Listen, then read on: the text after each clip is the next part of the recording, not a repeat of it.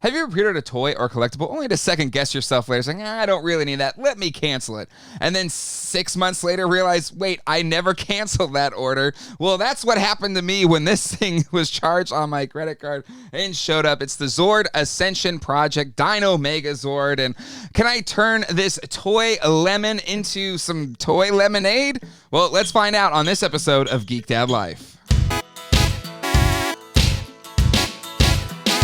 Hello everybody and welcome to Geek Dad Life. It's your host, Jay Gladfelter here. All right, I have slowly been collecting most of the MMPR releases in the Power Rangers Lightning Collection from Hasbro, mainly in the hopes that one day they'll do a HasLab-style Dino Megazord in the relative same scale as their Sentinel or Galactus. Now, I know it can't truly be a 6-inch scale Megazord, that would be gigantic, but if it was about the size of the Galactus or Sentinel, I would be super happy. And being able to display these awesome Lightning Collector figures that we've gotten so far would be freaking awesome.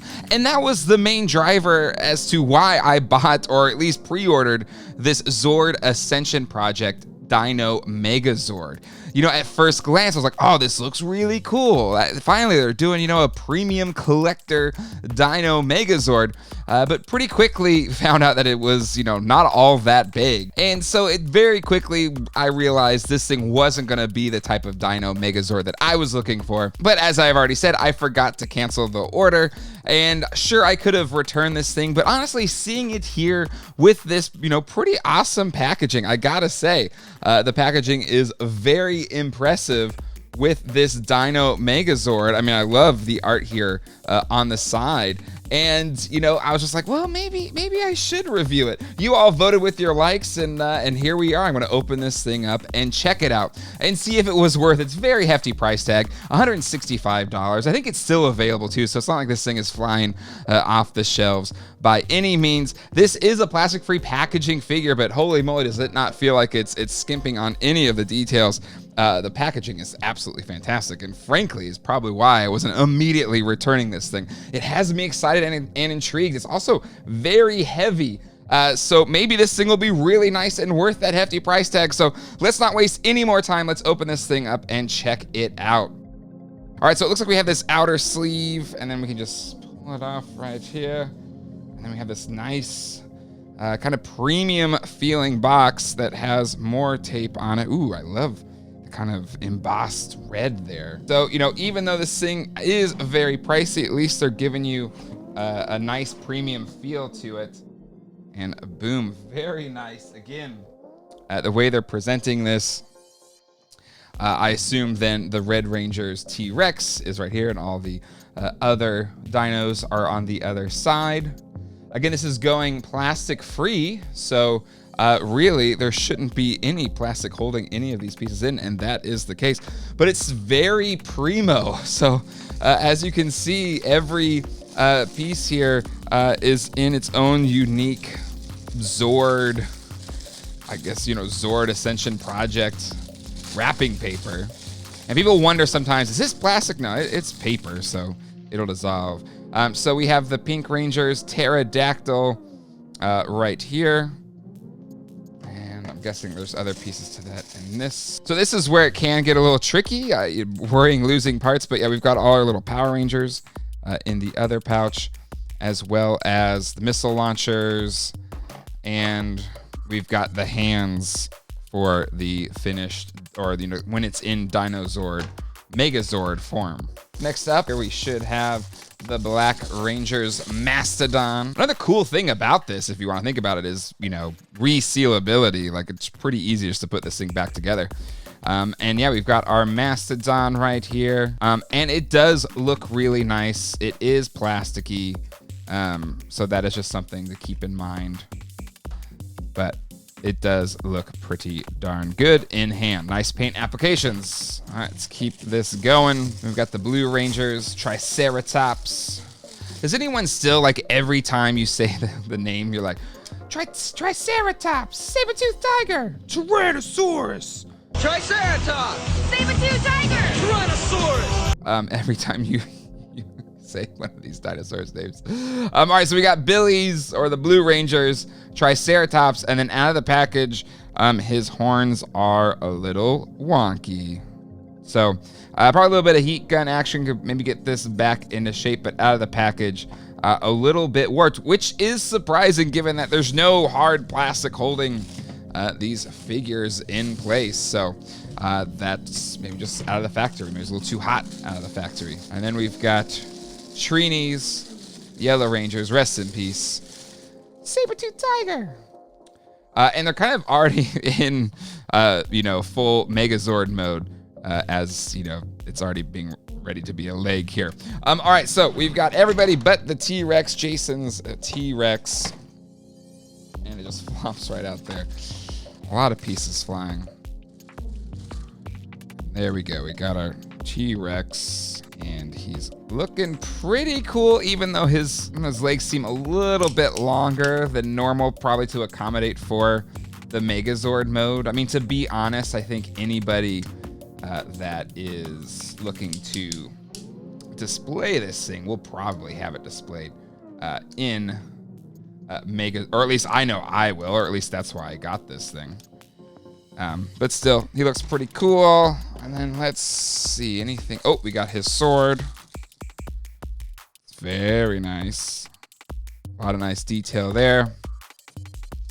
And then we've got our Zord Ascension Project directions. Maybe not as complicated as a Transformer, but still a lot of steps. All right, so I think the main reason why any of us would be here is to, assemble this thing as the Megazord. That's why I picked this thing up. So that's what I'm going to do first. I also have a vintage Dino Megazord here. This would be the original Megazord that I could have gotten as a kid, but was never able to find.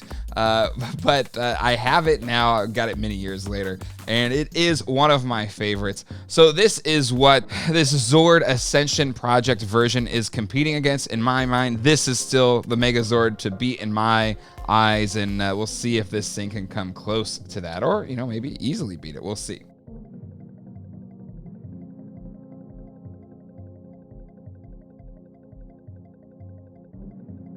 All right, so it took a little bit of finagling, but I got it here in this kind of vehicle mode, which honestly, maybe I didn't do it the best way. I could have made it look a little bit better, but honestly, it's kind of silly. I never liked it in this show, so here it is. But really, you kind of want it here so that way you can kind of get it into the Megazord mode, which we're going to do right now. Hopefully, it's a little bit better than this mode, but to me, it's like there is the iconic scene of it standing up from this position as it's kind of in mid-transformation from the original show.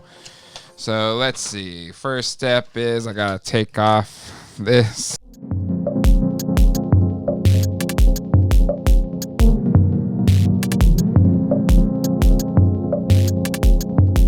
All right, so I have it assembled here as the Megazord, and it's okay. It is bigger if you're like standing just straight next to the vintage Bandai one. And yes, I know this isn't exactly accurate, and you can't even really pose it or anything, but I just feel like this one, in my eyes, looks better than this one. And it's the vac metal. I know we got vac metal here on the sword, but the rest of this just kind of feels plasticky, which isn't a bad thing. I think there's a lot to like about it. My main problem with it is it just seems a little too thin in the legs. Like, it just seems all legs and too small a midsection, to be completely honest. It just seems slightly out of scale. I'm not a Power Rangers expert or anything, but it just doesn't quite look $165 worth to me.